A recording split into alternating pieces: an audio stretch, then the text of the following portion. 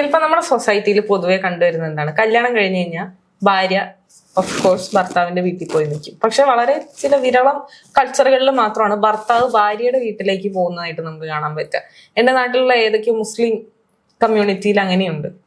അപ്പൊ ഈ ഒരു രണ്ട് നോംസ് അതുപോലെ വർഷങ്ങളായി നമ്മൾ പിന്തുടർന്ന് വരുന്നു. ഇതിനൊരു അന്ത്യം കുറിക്കേണ്ടതുണ്ടോ സത്യം പറഞ്ഞു കഴിഞ്ഞാൽ? അനുഭവം പറഞ്ഞ പോലെ എനിക്കൊണ്ട് പണ്ട് കാലത്ത് കൂടുതലും ഈ ഭാര്യ വീട്ടിൽ ഭർത്താക്കന്മാര് വന്ന് താമസിക്കുന്ന സമ്പ്രദായമാണ് ഉണ്ടായിരുന്നത് പണ്ട് കാലത്ത്. പിന്നീടാണ് അത് ട്രാൻസ്ഫോം ആയി ഭർത്തൃ വീട്ടിലേക്ക് പെണ്ണുങ്ങൾ പോകുന്ന ഒരവസ്ഥയിലേക്ക് എത്തിയത്. നമ്മൾ കാണാറുണ്ട് എല്ലാ കല്യാണത്തിന്റെയും വികാരനിർഭരമായ സമയമാണ് അവസാനം പെൺകുട്ടി യാത്ര ചോദിച്ച് ഭർത്താവിന്റെ വീട്ടിലേക്ക്. ആക്ച്വലി അത് വളരെ ട്രോമാറ്റിക് ആയിട്ടുള്ള ഒരു സംഭവമാണെന്ന് എനിക്ക് പലപ്പോഴും തോന്നിയിട്ടുണ്ട്. കാരണം എന്നാലോചിച്ചു, നമ്മൾ ഒരു 25-26 വയസ്സിലെ കല്യാണം, 25-26 വയസ്സ് നമ്മൾ ജീവിച്ച വീട്ടിൽ നിന്നാണ് ഒരു ബന്ധുവില്ലാത്തൊരു വീട്ടിലേക്ക് നമ്മൾ കടന്നില്ല. പിന്നെ നമ്മുടെ വീടായി നമ്മൾ അതിനെ കാണുന്നു, അത് കൺസിഡർ ചെയ്യുന്നു, അതൊക്കെ നല്ലതാണ്. പക്ഷേ ഈ സ്ഥലത്ത് ആ പെൺകുട്ടി എത്രത്തോളം കംഫർട്ടബിൾ ആണ് എന്നുള്ളൊരു പോയിന്റ് ഉണ്ട്. മേ ബി എല്ലാവരും സ്നേഹമുള്ളവരായിരിക്കാം, സ്നേഹമില്ലാത്തവരുണ്ടായിരിക്കാം. പക്ഷെ അൾട്ടിമേറ്റ്ലി ഈ പെൺകുട്ടിയുടെ ഒരു കംഫർട്ട്നെസിന്റെ പ്രശ്നമുണ്ട്. പക്ഷെ അവള് ഫോഴ്സ്ഡ് ആണ് ആ വീട്ടിൽ ജീവിക്കണം.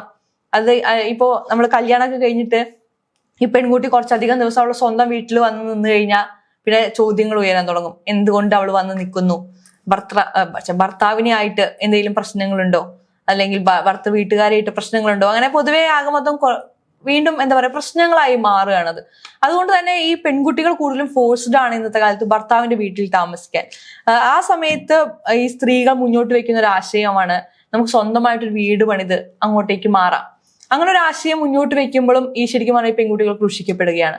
കാരണം അപ്പോ എന്ത് പറയും, പെൺകുട്ടി വന്നിട്ട് കണ്ടില്ലേ അച്ഛൻ്റെയും അമ്മയുടെ അടുത്തുനിന്ന് അവനെയും കൊണ്ടിട്ട് വേറെ വീട്ടിലേക്ക് മാറി താമസിച്ചു, അവള് വന്നപ്പോ ആ വീട് രണ്ടായി പിരിഞ്ഞു. ആ രീതിയിൽ അവിടെയും കുറ്റപ്പെടുത്തുന്നത് ഈ പെൺകുട്ടിയാണ്. പക്ഷെ ഈ പെൺകുട്ടിയുടെ പോയിന്റിൽ നിന്ന് ചിന്തിക്കുന്നവരില്ല. കാരണം ഈ പെൺകുട്ടിക്ക് എന്തുകൊണ്ട് അങ്ങനെ ചെയ്യേണ്ടി വന്നു, അവള് ജനിച്ചു വളർന്നു വന്ന കൾച്ചറിലല്ല അവൾ ജീവിക്കുന്നത്. അതുകൊണ്ട് തന്നെ അവൾക്ക് എത്രത്തോളം പെട്ടെന്ന് അതിലേക്ക് അഡാപ്റ്റ് ചെയ്യാൻ പറ്റും എന്നുള്ളൊരു വലിയൊരു ചോദ്യമുണ്ട്. സോ അവൾക്ക് അത് അഡാപ്റ്റ് ചെയ്യാൻ പറ്റില്ലെങ്കിൽ ഈ ഭാര്യ ഭർത്തൃ ബന്ധം കുറച്ചും കൂടി സ്മൂത്ത് ആയി പോകണം എന്നുണ്ടെങ്കിൽ ഒബ്വിയസ്ലി വേറൊരു വീട് ഓപ്റ്റ് ചെയ്യുക, അല്ലെങ്കിൽ വേറൊരു വീട്ടിലേക്ക് ഒരു താമസം മാറുക എന്നുള്ളത് വളരെ സിമ്പിൾ ആൻഡ് വളരെ എന്താ പറയുക കാഷ്വൽ ആയിട്ടുള്ള ഒരു കാര്യമായിട്ടാണ് എനിക്ക് തോന്നുന്നത്. പക്ഷെ ഇത് ഇവിടെ നമ്മുടെ നാട്ടിൽ എന്താണ് സംഭവിക്കുന്നത്, അത് വലിയൊരു കുറ്റമായിട്ടാണ് കാണുന്നത്. ഒരു വേറൊരു വീടെടുത്ത് താമസിക്കുക, അത് അച്ഛനെയും അമ്മേനെയും നോക്കാതെ മാറി താമസിക്കുന്നു, അത്തരത്തിലുള്ള പഴി കേൾക്കുന്നതിലേക്ക് ഇത് മാറും. ഞാൻ പറയുകയാണെങ്കിൽ ഇപ്പോ ഭാര്യ വീട് ഭർത്തൃ വീട് രണ്ട് വീടുകളാണല്ലോ. ഈ ഭർത്താക്കന്മാർ കുറച്ചധികം ദിവസം ഭാര്യയുടെ വീട്ടിൽ നിന്നാലും പ്രശ്നമാണ്, ഭാര്യമാർ സ്വന്തം വീട്ടിൽ പോയി നിന്നാലും പ്രശ്നമാണ്. ഈ ഭാര്യയുടെ വീടാണ് പൊതുവെ കോംപ്ലിക്കേറ്റഡ് ആയിട്ട് എനിക്ക് തോന്നുന്നത്. ഇതിൽ നിന്നുള്ളൊരു നല്ലൊരു ഓപ്ഷൻ എന്ന് പറഞ്ഞാൽ സ്വന്തമായ ഒരു വീടുണ്ടാക്കി അവിടെ താമസിക്കുക എന്നുള്ളതാണ്. ആൻഡ് എനിക്ക് ഈ വീടുകളുടെ പ്രശ്നത്തിൽ എനിക്ക് കാണാൻ പറ്റിയൊരു പ്രശ്നം എന്താണെന്ന് വെച്ചാൽ, നമ്മൾ കഴിഞ്ഞ ദിവസം ശാരികേനായിട്ടുള്ള ചർച്ചയില് ശാരികയുടെ ലൈഫിലുണ്ടായ ട്രോമാറ്റിക് ആയിട്ടുള്ള ഒരു ഇൻസിഡന്റ് പറഞ്ഞു വയ്ക്കുന്നുണ്ട് ശാരികയുടെ ഹസ്ബൻഡിനായിട്ട്. ആ ചർച്ചയിൽ ശാരികയുടെ ഹസ്ബൻഡിനായിട്ട് ശാരികയ്ക്ക് പ്രശ്നം ഉണ്ടാവാനുള്ള കാരണമായിട്ട് ശാരിക പറയുന്നത്, ശാരികയുടെ അച്ഛൻ മരിച്ച സമയത്ത്, ശാരിക അന്ന് 7 മാസം ഗർഭിണിയാണ്. ആ സമയത്ത് ശാരികയുടെ അച്ഛൻ മരിക്കുമ്പോൾ ശാരികയുടെ അമ്മയും അനിയനുമാണ് വീട്ടിലുള്ളത്. അപ്പോൾ ഒബിയസ്ലി ശാരിക അതിന്റെ ഒരു ട്രോമയിലാണ്. ശാരികയുടെ അമ്മ വളരെയധികം ട്രോമാറ്റിക് ആയ ഒരു സിറ്റുവേഷനിലേക്ക് പോവുകയാണ്.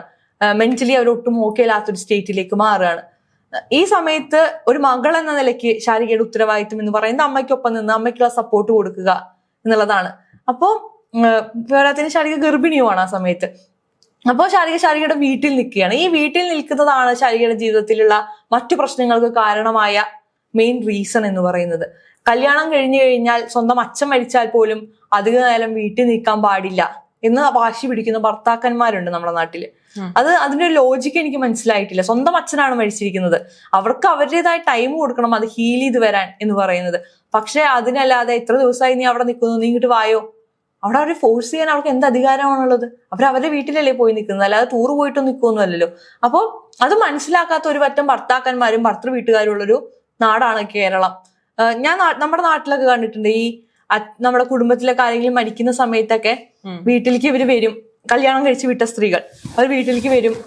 മരണത്തിന്റെ ചടങ്ങുകളൊക്കെ കഴിഞ്ഞു കഴിഞ്ഞാൽ ഇവര് ഫോഴ്സ്ഡ് ആണ്, ഇവർക്ക് പോകണമെന്നുണ്ടാവില്ല. കാരണം അവരെ സംബന്ധിച്ച് അവർക്ക് അത്രയും പ്രിയപ്പെട്ട ഒരാളായിരിക്കും മരിച്ചത്, അവരുടെ ഓർമ്മകൾ തങ്ങി നിൽക്കുന്ന ആ വീട്, അപ്പൊ അവിടെ നിൽക്കണം എന്നായിരിക്കും ഓഫ് കോഴ്സ്. പക്ഷെ ദേ ആർ ഫോഴ്സ്ഡ്, കാരണം അവർക്ക് പോയേ പറ്റത്തുള്ളൂ. കാരണം പോയില്ലെങ്കിൽ അത് അവരുടെ വീട്ടിൽ വലിയ പ്രശ്നം, അവരുടെ കുടുംബജീവിതത്തെ അത് ബാധിക്കാൻ തുടങ്ങുകയാണ്.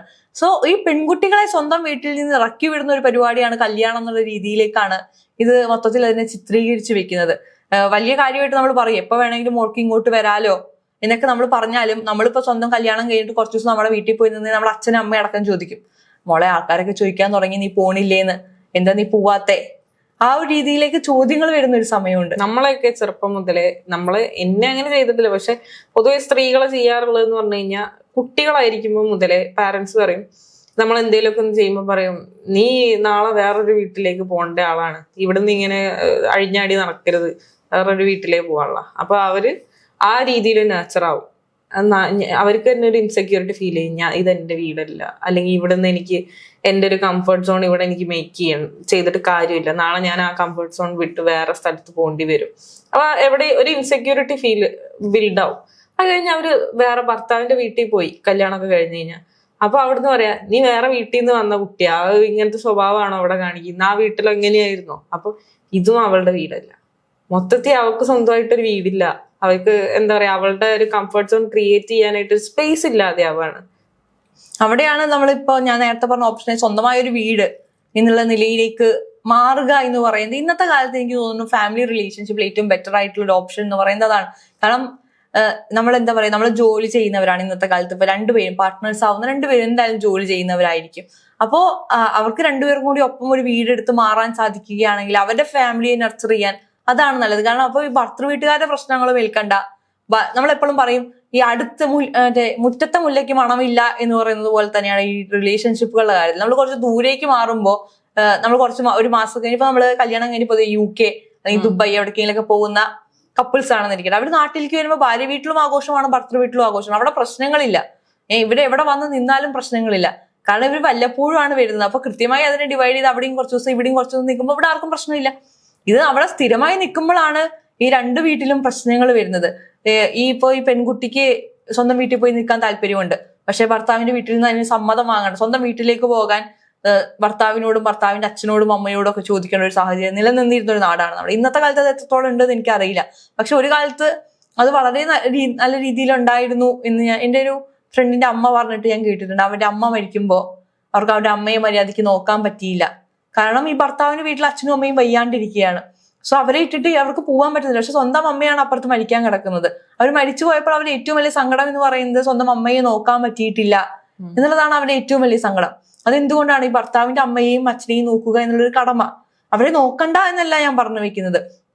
പക്ഷെ ഈ ഒരു ഗ്യാപ്പില് നമുക്ക് ഒട്ടും വയ്യാ സമയത്ത് ഇവര് ആ വീട്ടിൽ നിന്ന് പോയി കഴിഞ്ഞാൽ, അവിടെ ആ അമ്മ മരിച്ചു കഴിഞ്ഞാൽ പിന്നെ അത് കുഴപ്പമില്ലായിരിക്കും. പക്ഷെ മരിക്കാതെ അവർ രക്ഷപ്പെട്ടു വന്നു കഴിഞ്ഞാൽ പറയും, ഇവിടുത്തെ അച്ഛനെയും അമ്മേനെയും ഇട്ടിട്ടാണ് അവൾ അവിടെ പോയി നോക്കാൻ നിന്നത്. അതിന്റെ ഒരു പഴി അവർ കേൾക്കേണ്ടി വരും. സോ അവര് ഭയങ്കര ഹെൽപ്ലെസ് ആയി നിൽക്കുന്ന ഒരു സിറ്റുവേഷനിലേക്ക്, അല്ലെങ്കിൽ ലൈഫ് ലോങ് ഉണ്ടാവുന്ന ഒരു സങ്കടം ജനറേറ്റ് ആവുന്ന ഒരു സിറ്റുവേഷനിലാണ് നമ്മളെ പല സ്ത്രീകളും ഇന്നും ജീവിക്കുന്നത്. അതിനുള്ള ഒരു ഹെൽത്തി സൊല്യൂഷൻ എന്ന് പറയുന്നത്, കല്യാണം കഴിക്കുന്നതിന് മുൻപ് തന്നെ രണ്ടുപേരും, അതായത് നമ്മള് നാളെ കല്യാണം കഴിക്കുമ്പോഴല്ലല്ലോ നമ്മൾ ആദ്യമായിട്ട് കാണുക. അതിന് മുൻപേ നമ്മള് ഇപ്പൊ ഞാനും ശില്പിയാണ് കല്യാണം കഴിക്കുന്നതെങ്കിൽ നമ്മൾ രണ്ടുപേരും തീരുമാനിക്കുകയാണ്, നമ്മൾ കല്യാണം കഴിഞ്ഞ് കഴിഞ്ഞാൽ നമ്മൾ ഇവിടെ രണ്ട് സ്ഥലത്തും നിൽക്കണ്ട, നമുക്ക് നമ്മുടേതായ ഒരു പ്രൈവറ്റ് സ്പേസിൽ നമ്മൾ നിൽക്കാം. അപ്പൊ അത് അഫോർഡ് ചെയ്യാൻ പാകത്തിനുള്ള സമയം എടുക്കുക. ആ വീട് അല്ലെങ്കിൽ ആ ഒരു എന്താണോ ഫ്ലാറ്റ് അത് നമ്മൾ അഫോർഡ് ചെയ്യുന്നവരെ, അല്ലെങ്കിൽ നമ്മൾ അത് ഓൺ ചെയ്യുന്നവരെയുള്ള ഒരു ടൈം എടുക്കുക. അത് ഓൺ ചെയ്തതിനു ശേഷം കല്യാണം കഴിക്കുക. അതെ, ഇത് പക്ഷെ എത്രത്തോളം പ്രാക്ടിക്കൽ ആണെന്ന് നമുക്ക് പറയാൻ പറ്റില്ല. പക്ഷെ ഒരു ഫുൾ ടൈം വീടുകളിൽ ഡിപ്പെൻഡന്റ് ആവാതെ, രണ്ട് വീടുകളിലും രണ്ടുപേരെയും ബുദ്ധിമുട്ടിക്കാതെ, അല്ലെങ്കിൽ രണ്ട് വീട്ടുകാർ, കാരണം ഇവിടെ ഈ ഭാര്യയും ഭർത്താവും തമ്മിൽ മാത്രമല്ല പ്രശ്നം ഉണ്ടാകുന്നത്. സ്വന്തം മോള് കുറച്ചധികം ദിവസം വീട്ടിൽ വരാതിരുന്നു കഴിഞ്ഞാൽ ഒബ്വിയസ്ലി ഈ മോളുടെ വീട്ടുകാർക്ക് ഈ ഭർത്താവിന്റെ വീട്ടുകാരോട് ദേഷ്യവും. അപ്പൊ പിന്നെ അത് ഇവര് തമ്മിലാണ്ട് ഫാമിലി കോൺഫ്ലിക്റ്റിലേക്ക് വരെ പോകും. സോ അത് പക്ഷെ പ്രോപ്പർലി ഇവര് തമ്മിലൊരു ധാരണ, ഈ കപ്പിൾസ് തമ്മിലൊരു ധാരണ ഉണ്ടെങ്കിൽ അത്തരത്തിലുള്ള പ്രശ്നങ്ങൾ നമുക്ക് ഒഴിവാക്കാവുന്നതാണ്. പിന്നെ നമ്മൾ എന്താ പറയാ, കല്യാണം കഴിഞ്ഞ് കഴിഞ്ഞാൽ ഭാര്യ അല്ലെങ്കിൽ പെൺകുട്ടി എന്ന് പറയുന്നത് അവിടുത്തെ അച്ഛനും അമ്മയ്ക്കും മകളെ പോലെയും, ഈ ഭർത്താവ് എന്ന് പറയുന്നത് ഈ പെൺകുട്ടിയുടെ അച്ഛനും അമ്മയ്ക്കും മകനെ പോലെയും അങ്ങനെ തന്നെ കാണുക എന്നുള്ളതാണ്. ഈ മരുമകൻ എന്നുള്ള വേർതിരിവിനെ മാറ്റി നിർത്തിക്കൊണ്ട് മകളായും മകനായും കാണാൻ സാധിച്ചു കഴിഞ്ഞാൽ ഇത്തരത്തിലുള്ള പ്രശ്നങ്ങൾ ഉണ്ടാവില്ല. സ്വന്തം നമ്മളിപ്പോ റീലുകളിലൊക്കെ കാണാറുണ്ട്, ഒരമ്മ മകളെ ട്രീറ്റ് ചെയ്യുന്ന രീതി, മരുമകളെ ട്രീറ്റ് ചെയ്യുന്ന രീതി, രണ്ടും രണ്ടാണ്. അത് സ്വന്തം വീട്ടിലേക്ക് മകൾ വരുമ്പോൾ ഉണ്ടാവുന്ന സ്വീകാര്യതയും മരുമകൾ വരുമ്പോൾ ഉണ്ടാവുന്ന സ്വീകാര്യതയൊക്കെ വളരെയധികം പോർട്രേ ചെയ്യപ്പെട്ട് കാണാറുണ്ട്. പക്ഷെ ഇന്ന് എനിക്ക് തോന്നുന്നില്ല എല്ലാ വീടുകളിലും അത് അത്രത്തോളം എന്താ പറയാ ബുദ്ധിമുട്ടിലാണ് നടക്കുന്നതെന്ന് ഞാൻ വിശ്വസിക്കുന്നില്ല. പക്ഷെ അങ്ങനെ നടക്കുന്ന വീടുകളും എനിക്ക് തോന്നുന്നു ഗ്രാമങ്ങളിൽ കുറച്ചും കൂടി ഒരു റൂറൽ ഏരിയകളിലേക്കൊക്കെ പോകുമ്പോൾ നമുക്ക് കൃത്യമായിട്ട് അത് കാണാൻ സാധിക്കും. അപ്പോൾ അവിടെ സഫക്കേറ്റ് ആവുന്നത് ഈ പെണ്ണുങ്ങൾ തന്നെയാണ് അൾട്ടിമേറ്റ്ലി. കാരണം ആണുങ്ങൾക്ക് മറ്റേ സഞ്ചാര സ്വാതന്ത്ര്യം കുറച്ച് കൂടുതലാണെന്ന് എനിക്ക് തോന്നാറുണ്ട്. അവർക്ക് അവർ രാത്രി ദേഷ്യം വന്ന് തന്നെ ഇറങ്ങിപ്പോകാം. സ്ത്രീകൾക്ക് സാധിക്കൂ? ഇല്ല, സാധിക്കില്ല. ഒരു ഫാമിലിയിൽ നിന്ന് ഇറങ്ങിപ്പോവാ. ഇപ്പൊ നമ്മൾ ബാച്ചിലേഴ്സ് ആയി താമസിക്കുമ്പോൾ നമുക്ക് അത്ര ബുദ്ധിമുട്ട് വരില്ല. പക്ഷെ ഒരു ഫാമിലിയിലേക്ക് അത് നീങ്ങുമ്പോൾ അതൊക്കെ പ്രശ്നങ്ങളാണ്. അപ്പോൾ അത്തരത്തിലുള്ള പ്രശ്നങ്ങൾ ഒഴിവാക്കി ഈ പാർട്ട്നേഴ്സ് തമ്മിലുള്ള മ്യൂച്വൽ അണ്ടർസ്റ്റാൻഡിങ് ആയിരിക്കാം, അല്ലെങ്കിൽ അവർ തമ്മിൽ പരസ്പരം കൊടുക്കുന്ന മ്യൂച്വൽ റെസ്പെക്ട് ആയിരിക്കാം ഇത്തരത്തിലുള്ള കോൺഫ്ലിക്ട്സ് ഒരു ഫാമിലി ലൈഫിൽ നിന്ന് മാറ്റിയെടുക്കാൻ സഹായിക്കുന്നത്.